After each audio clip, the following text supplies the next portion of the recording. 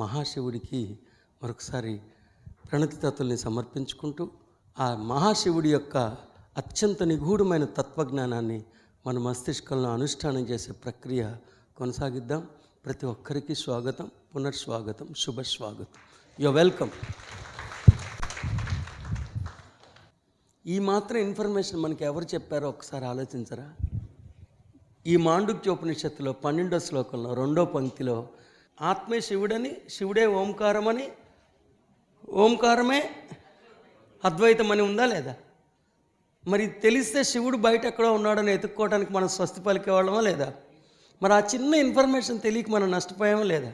తర్వాత ఇందాక నేను చెప్పినట్లు శ్రీరాముడు మనకు ఉపదేశించినట్లుగా మనం పైనుంచి కిందకి దిగి వచ్చిన దేవుళ్ళమే తప్ప కింద నుంచి పైకి వెళ్ళే వాళ్ళం కాదన్న ఇన్ఫర్మేషన్ కానీ మనకు ఉండుంటే మనం పాపాత్ములం అని, దొంగలం అని అనుకునే స్వభావం ఉండేది కదా.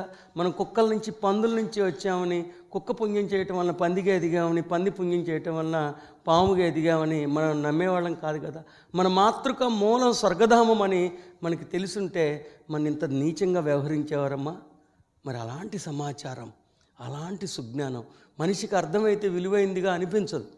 కాబట్టి అలాగే జ్ఞానం కూడా మీకు అందుబాటులోకి వచ్చింది కాబట్టి అది విలువైంది కాదేమో అనుకునే తప్పు చేయొద్దు.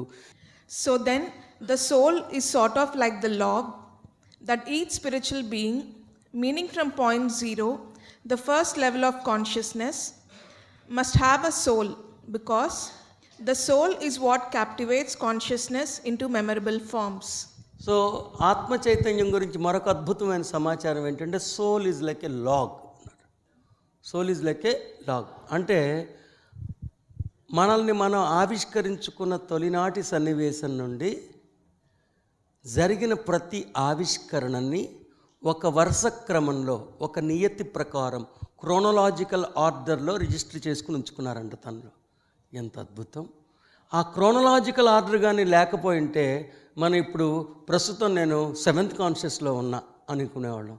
ఎందుకంటే ఫస్ట్ సర్వోత్కృష్టమైన ప్రకంపన వేగం 7th కాన్షియస్నెస్, చిట్ట చివరిది అత్యల్ప ప్రకంపన వేగాలు 1st కాన్షియస్నెస్.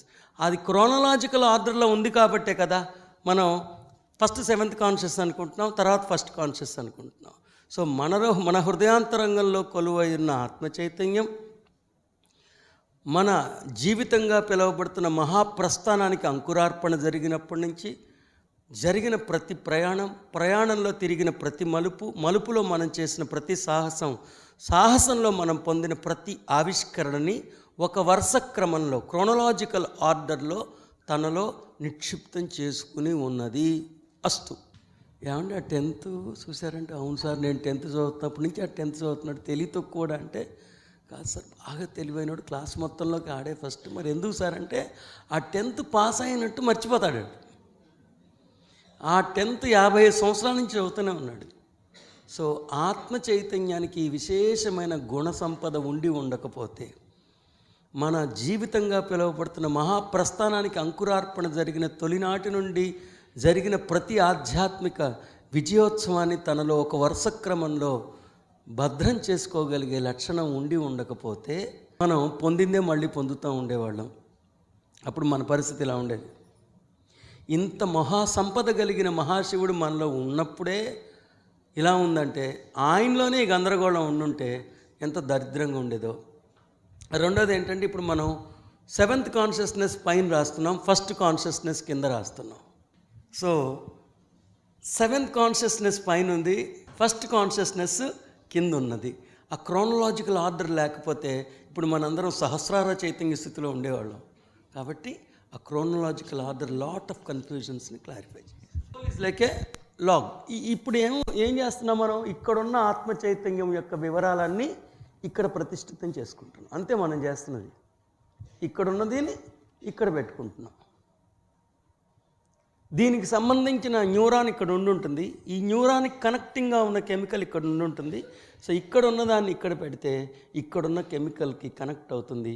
అప్పుడు అభివ్యక్తీకరణ మొదలవుతుంది. స్వామి వివేకానంద చెప్పాడు, ఆత్మను అభివ్యక్తీకరించడం ఎలా అని అడిగితే ఆత్మ జ్ఞానాన్ని తెలుసుకోవటమే ఆత్మ చైతన్యాన్ని అభివ్యక్తీకరించటం అని చెప్పారు. గుర్తున్నాడు స్వామి వివేకానంద.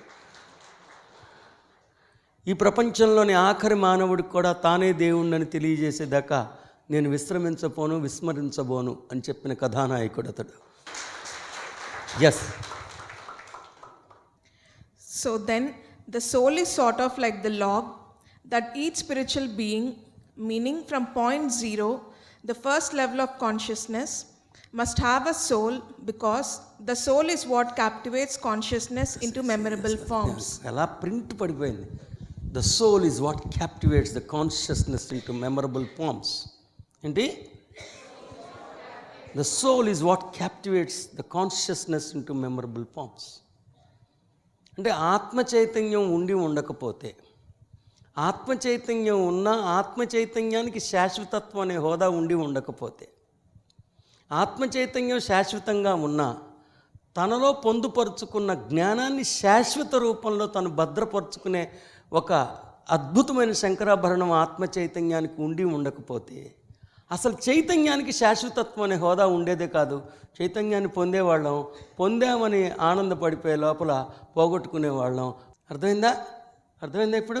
మరొకసారి చెప్తున్నాను. ఇక్కడ the soul is what captivates consciousness into memorable forms. The soul is what captivates the consciousness into memorable forms. దానికి నాకు అర్థమైంది, మన హృదయాంతరంగంలో ఆత్మ చైతన్యం ఉండి ఉండకపోతే, ఒకవేళ ఆత్మ చైతన్యం ఉన్నా ఆత్మ చైతన్యానికి శాశ్వతత్వం అనే హోదా ఉండి ఉండకపోతే, శాశ్వతత్వం అనే హోదా ఉన్నా ఆత్మ చైతన్యం తనలో భద్రపరుచుకున్న జ్ఞానాన్ని శాశ్వతంగా భద్రపరుచుకుని ఉండే లక్షణం ఉండి ఉండకపోతే, అద్భుతమైన మన చైతన్యానికి శాశ్వతత్వం అనే హోదా ఉండేదే కాదు. మన చైతన్యానికి, చైతన్యం అంటే మన గురించి మనం తెలుసుకున్న జ్ఞానానికి శాశ్వతత్వం అనే హోదా ప్రసాదించిన ప్రసార ప్రదాత ఈ మహాశివుడే, ఈ ఆత్మ చైతన్యమే.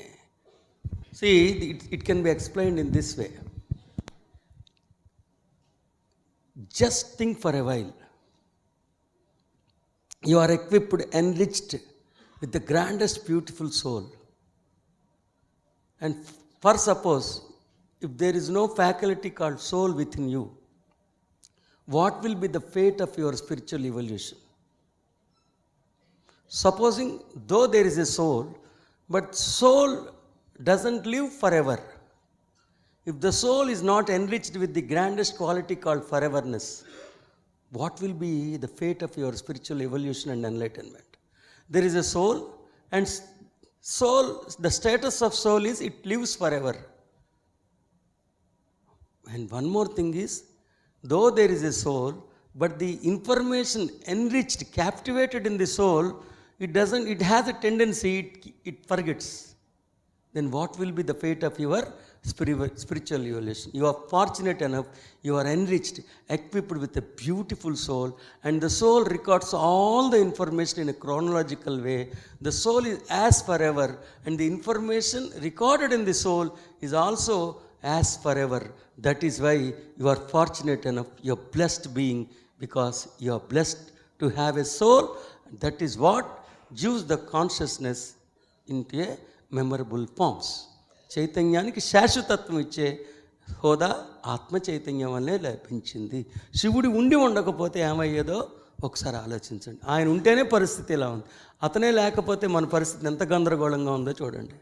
అంటే మన నిజతత్వమే అయిన దైవం తన గురించి ఆవిష్కరించిన దివ్యత్వాన్ని చైతన్యం అంటారు. The explored divinity by God is called as consciousness. The explored divinity by God is called, అంటే దైవం తన గురించి తాను ఆవిష్కరించిన దివ్యత్వాన్ని చైతన్యం అంట. మీ హృదయాంతరంగంలో కొలువైన మహాశివుడు పరమానంద భరితుడై తాండవం చేస్తూ ఉండుంటారు లోపల తండ్రి. శుభం జయోస్తు. So then the soul is sought like a lock that each spiritual being, meaning from point zero, the first level of consciousness, must have a soul. So ఓంకారీశ్వరుడుగా మన మహాప్రస్థానానికి అంకురార్పణ జరిగినప్పటి నుంచి ప్రతి కాంతిపుంజానికి, ప్రతి దివ్య తేజానికి తన హృదయాంతరంగంలో మహాశివుడు ఖచ్చితంగా విధిగా ఉండి తీరతాడు. ఇంకో పాయింట్ ఏంటి? మనందరం దేవదేవుళ్ళమే, మనందరం మహిమాన్వితమైన దివ్యమైన కాంతిపుంజాలమే. కాబట్టి మనందరి హృదయాంతరంగంలో మహాశివుడు కొలువయ్యే ఉన్నాడు.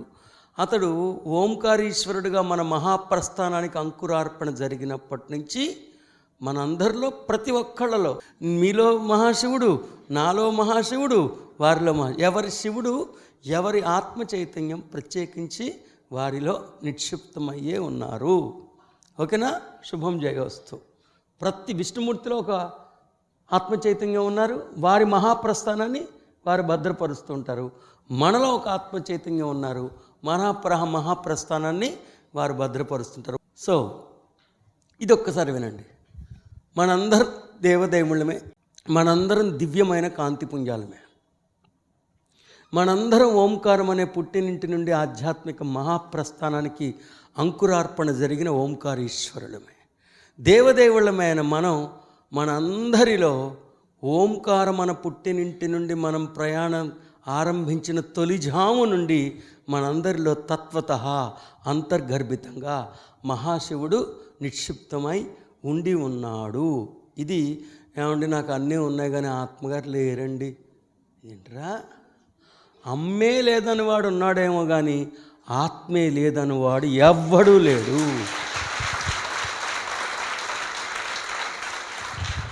ఈ వాక్యం లేకపోతే ఈ కులం వాళ్ళకి ఆత్మ ఉండదని కూడా చెప్పేసేవాళ్ళు, మనం నమ్మేసేవాళ్ళు.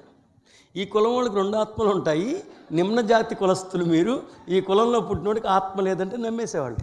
కానీ ఎంత హాయిగా ఉంది కదా, మనందరం దేవదేవుళ్ళమే. మన కులం ఏదైనా, మతం ఏదైనా, లింగ వ్యవస్థ ఎలాంటిదైనా, ఈ జన్మలో మన ఆర్థికమైన స్థితిగతులు ఎలా ఉన్నా కానీ మనందరిలో తత్వతః జన్మతఃగానే మహాశివుడు కొలువై ఉన్నాడు, మన హృదయంలోనే ప్రభాసిల్లుతూ ఉన్నాడన్న సత్యం ఎంత హాయిగా ఉంది, ఎంత రమణీయంగా, ఎంత ఈ ప్రియ భావన అలా ఉందో లేదో ఒకసారి మీరు ఆలోచించండి. తదాస్తు. శుభుడు.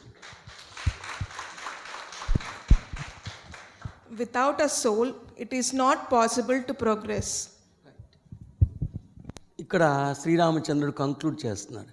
కావున ఆత్మ చైతన్యం ఉండి ఉండకపోతే మన ఆధ్యాత్మిక మహాప్రస్థానం, మన ఆధ్యాత్మిక ఎదుగుదల ప్రశ్నార్థకంగానే మిగిలిపోయేది. మనందరం దేవదేవుళ్ళమే అయినప్పటికీ, మనందరం శాశ్వతమైన వాళ్ళమే అయినప్పటికీ, మనందరిలో అద్భుతమైన సృజనాత్మకత తత్వతఃనే ఉన్నప్పటికీ, ఒక సంకల్పంతో అద్భుతమైన విశ్వాన్ని విరచించే స్థోమత మనకు ఉన్నప్పటికీ, మనలో మహోన్నతమైన ఈ మహాశివుడు ఉండుండకపోతే, మనలో ఈ ఆత్మ చైతన్యమే ఉండి ఉండకపోతే మన ఆధ్యాత్మిక ఎదుగుదల ప్రశ్నార్థకంగానే మిగిలిపోయేది. Our spiritual evolution by this time must be like a mess. The soul, therefore, is the memory of the spirit. ఇది ఎంత బ్యూటిఫుల్ వాక్యం. మీరు ఇంటే విన్నారు, నేర్చుకున్నారు కానీ మళ్ళీ రాసుకోండి ఆ వాక్యం. ఎంత హాయిగా ఉంది. The soul therefore is the memory of the spirit. ఎంత బాగుందో. మహిమాన్వితమైన దివ్య కాంతి పుణ్యం యొక్క శాశ్వత స్మృతి పదమే ఆత్మ చైతన్యం. మహిమాన్వితమైన దివ్య కాంతి పుణ్యం యొక్క శాశ్వత స్మృతి పదమే ఆత్మ చైతన్యం. So therefore the soul is the memory of the spirit. అసలు ఎంత బాగుంది. స్పిరిట్ యొక్క మెమరీ పేరేంటి? సోల్. అసలు సోల్కి స్పిరిట్కి ఇంత డిఫరెన్స్ ఉందని కూడా చాలామంది తెలియదు. అవి 2 పర్యాయ పదాల కింద వాడేస్తాం. సో మహిమాన్వితమైన దేవదేవుడి యొక్క శాశ్వత స్మృతి పదం యొక్క నామాంతరమే ఆత్మ చైతన్యం మహాశివుడు. ఒకసారి అనుకుందామా? మహిమాన్వితమైన దేవదేవుడి యొక్క కాంతిపుణ్యం యొక్క శాశ్వత స్మృతి పదం యొక్క నామాంతరమే ఆత్మ చైతన్యం, నామాంతరమే మహాశివుడు. దేవదేవుడే అయినా, కాంతిపుంజమే అయినా, మహిమాన్వితమైన దైవం యొక్క శాశ్వత స్మృతి పదం యొక్క నామాంతరమే ఆత్మ చైతన్యం.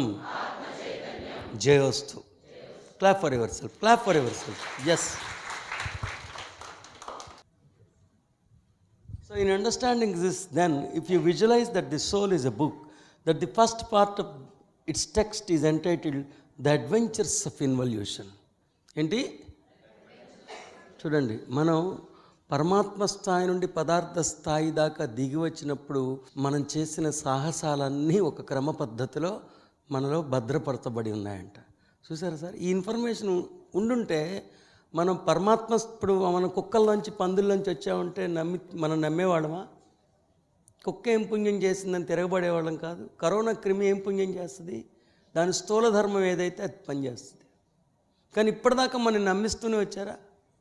ఈ ఒక్క ఇన్ఫర్మేషన్ ఉంటే మనం అలా నమ్మేవాళ్ళం కాదు కదా.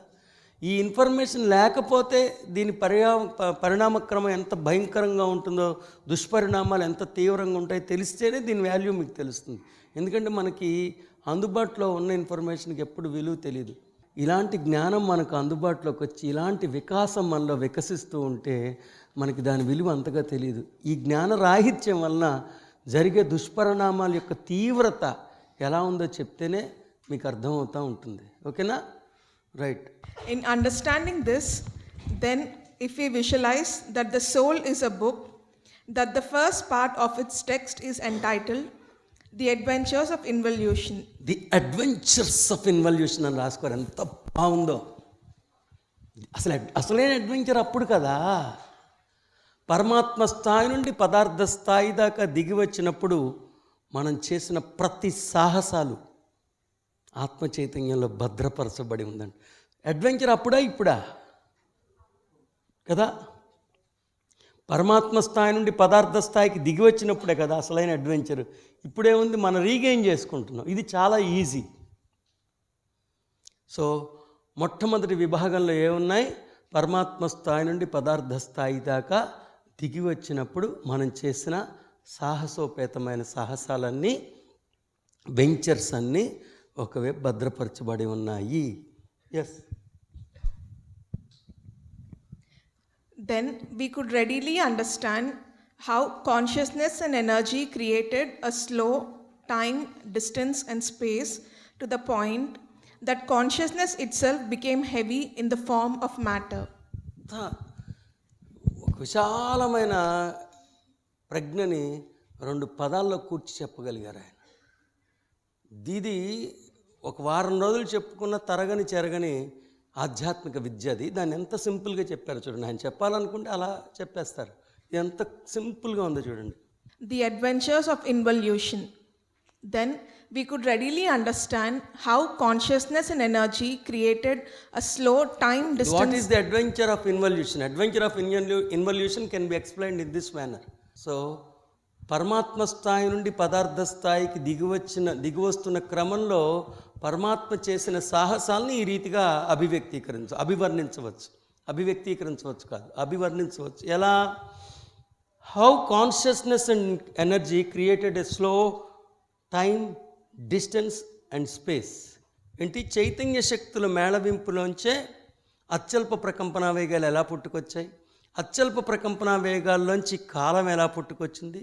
కాలంలోంచి దూరంలోంచి దేశము లేదా ఖాళీ మొదలైనవి ఎలా పుట్టుకొచ్చాయి? అవి ఎంత తీవ్రతరమైందంటే చివరికి consciousness itself became heavy in the form of matter. ఆ చైతన్యమే ప్రకంపనా వేగాల్ని తగ్గించుకుని ప్రకంపనా వేగంలోంచి పుట్టుకొచ్చిన శక్తే పదార్థంగా మారింది. కాబట్టి చివరికి చైతన్యమే పదార్థం కింద మారింది.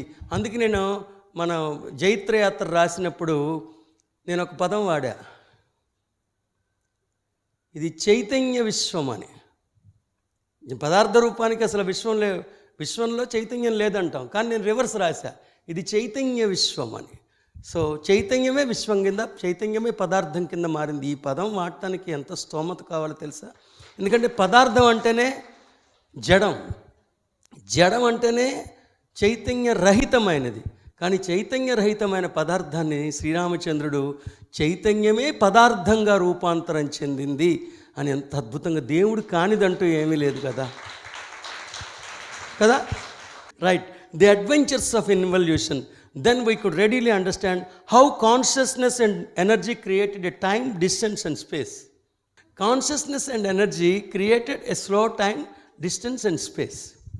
చైతన్య శక్తుల మేళవింపు నుంచే కాలము, దూరము, వ్యవధి లేక దేశము లేక ఖాళీ మొదలైనవి పుట్టుకొచ్చాయి. ఎలా? ఒక్కొక్క నిర్దిష్టమైన చైతన్యానికి ఒక నిర్దిష్టమైన ప్రకంపన వేగం ఉన్నది. ఒక నిర్దిష్టమైన చైతన్యంలో అత్యల్ప ప్రకంపన వేగాలు పుట్టుకొచ్చాయి. అత్యల్ప ప్రకంపన వేగాలు అంటే ఇలా మొదలై మళ్ళీ వృత్తం పూర్తయ్యేటప్పటికి మధ్యలో ఉన్న గ్యాప్ని కాలం అంటారు. అంటే తన మహాప్రస్థానం ఇలా మొదలై మళ్ళీ వృత్తాన్ని పూర్తి చేసుకుని తన ఉన్న స్థితికి ప్రదర్శనం అదే. దైవం తన ఉన్న స్థితి నుండి మహాప్రస్థానాన్ని ఆరంభించి మళ్ళీ ఇక్కడికి ప్రకంపన వేగం అంటే అదేగా. సో ఒక్కొక్క నిర్దిష్టమైన చైతన్య స్థితికి ఒక్కొక్క నిర్దిష్టమైన ప్రకంపన వేగం ఉంది. సో ఒక నిర్దిష్టమైన చైతన్యంలో ఆ ప్రకంపన వేగం మరింతగా తగ్గినప్పుడు కాలం వచ్చినది, దూరం వచ్చినది, స్పేస్ కూడా అప్పుడే వచ్చింది. చివరికి ఆ చైతన్యమే పదార్థం కింద మారిపోయింది. అంటే ఏంటి?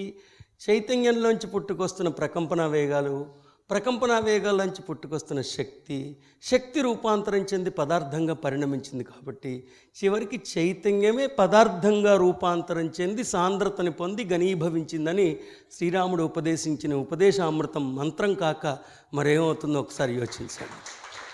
జయోస్తు. అసలు ఎంత ఆసుగా చెప్పారు చూడండి, ఆసుధారగా చెప్పారు. అంత సృష్టి రహస్యాన్ని ఒక్క ప్రవచనంలో చెప్పేశారు ఆయన. చైతన్య శక్తుల మేళవింపు నుండే కాలము, దూరము, ఖాళీ లాంటివి వచ్చినవి. చివరికి ఆ చైతన్యం ఎంత నిమ్న స్థాయిలో ప్రయాణించిందంటే చైతన్యమే పదార్థంగా రూపాంతరం చెంది ఘనీభవించి పదార్థ రూప జగత్తుగా వికసించింది. ఎంత ఆసుధారగా మహనీయుడు శ్రీరామచంద్రుడు. మరి ఇప్పుడు చెప్పండి, ఇది అర్థమైనోడికి ప్రహ్లాదుడు ఆ గోడ బద్దలు కొట్టి దానిలోంచి శ్రీ మహావిష్ణువుని ప్రత్యక్షమయ్యేటట్లు చేశారు అన్నది ఒక కథలా కల్పనలా ఉంటుందా? దాని వెనకున్న శాస్త్రీయత అర్థమైనప్పుడు అది సుసాధ్యమే, సుసంభవమే, మానవ తప్పిదం కాదు, అది మానవ కల్పితం కాదన్న మహాసత్యం అర్థమవుతుందా? మీకు సుజ్ఞానం అర్థమవుతున్న కొద్దీ, వేదసిరి మీ సొంతమవుతున్న కొద్దీ, మీకు ఇతిహాస పురాణాల్లో మనం చదివిన విన్యాసాలన్నీ మానవ తప్పిదాలు కాదు, మానవ కల్పితాలు కాదు. దాని వెనకున్న శాస్త్రీయత ఉంది. అది సుసంభవమే, సుసాధ్యమే అన్న పరిణితి వికసిస్తూ తీరుతుంది. శుభం. జయస్తు. ఎస్. జై శ్రీరామ్, జై శ్రీ మహావిష్ణువు, జై సనాతన సాంప్రదాయం, జై వ్యాసాష్టమాలు, జై వేద విద్యాలయాలు. నా హృదయాంతరంగంలోనే మహాశివుడు సజీవంగా కొలువై ఉన్నాడు. స్వర్గధామంలో నేను చేసిన ప్రతి ప్రమాణాన్ని ప్రయాణంలో విస్మరిస్తానని ముందే గ్రహించిన ప్రమాణమే ప్రయాణంలో మహాశివుడై నాతో పాటు దిగి వచ్చింది. నా హృదయ ప్రాంగణంలో సజీవంగా కొలువై ఉన్నది. నన్ను నా పుట్టినింటికి తిరిగి ఓంకార స్థితికి చేర్చగలిగే మార్గదర్శియే, నావిగేటరే మహాశివుడు. ఆ శివుణ్ణి నేనే. ఆ శివుడికి సంబంధించిన ప్రతి శంకరాభరణం నాదే. నేను మృత్యుంజయుడిని, నేను అర్ధనారీశ్వరుడిని, నేను సంస్కర్తని. నా అభిష్టం మేరకు సృష్టించిన దాన్ని అనుభవించి అనుభవ జ్ఞానాన్ని సుసంపన్నం చేసుకుని ఆ పొందిన ప్రజ్ఞతో మరింత ఉన్నతమైన దాన్ని సృష్టించే నేపథ్యంలో అంతకుముందు నేను సృష్టించిన దాన్నే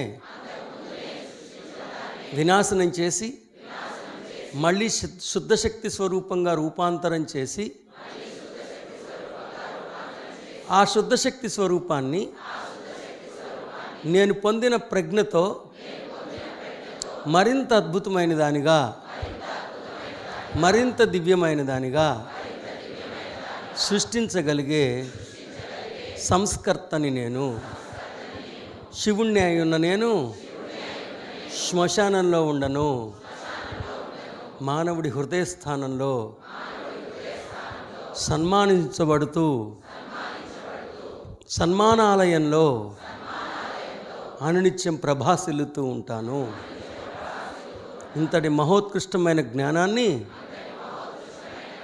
మనకు అందించిన రామ్థాకి అంటే ఆ శ్రీరామచంద్రుడికి శిరస నమామి మనస స్మరామి అన్న చందంగా గురువు వద్ద వినయంతో, విధేయతతో, విజ్ఞతతో, త్రికరణ శుద్ధిగా తల వంచి ఉంచి ప్రణవిల్లుతున్నాము. జయోస్తు.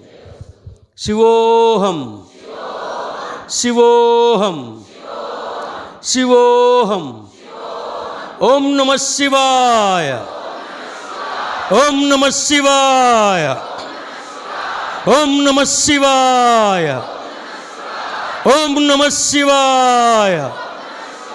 ఓం నమః శివాయ. ప్రణవ సహిత పంచాక్షరి మంత్రం. ఓం నమః శివాయ.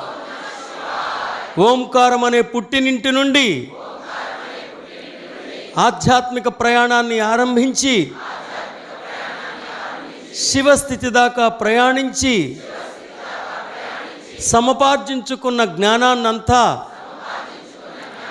చైతన్యాన్నంతా, శక్తినంతా నా వినిమయంలోకి తెచ్చుకుంటున్న ఈ సందర్భంలో నా ఓంకార స్థితిని, నా శివస్థితిని స్మరించుకుంటూ, సత్కరించుకుంటూ, సన్మానించుకుంటూ నా ఈ భావ సౌరభాలనే ప్రణవ సహిత పంచాక్షరి మంత్రంగా పఠిస్తున్నాను. ఓం నమః శివాయ. ఓం నమః శివాయ. ఓం నమః శివాయ. ఓం నమః శివాయ. జై శ్రీరామ్. జై శ్రీరామ్. జై శ్రీరామ్. శుభం. జయ.